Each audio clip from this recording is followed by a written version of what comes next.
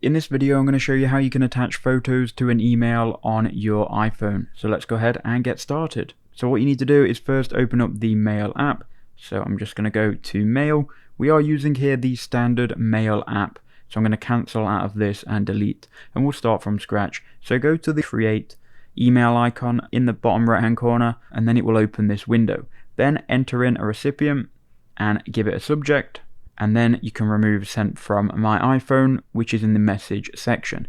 Now, if you click on the message section, what's probably going to happen is it's going to bring up your keyboard and this kind of like arrow on the right hand corner. So if you can see this arrow, you can click on it and it's then going to bring you to this option, and you can go ahead and then click on the paperclip icon. Then you want to click on a photo library or attach file. If you click attach file, it's only going to allow you to actually attach files, but if you want to add photos here, click photo library, then choose the photo you want to add. Then once you've clicked it, it will then add it to your email. You can then go ahead and send that email off and choose the file size. I'm going to put actual size here. And there you go. That's pretty much all you've got to do. That's how you do it inside of the Mail app on iPhone.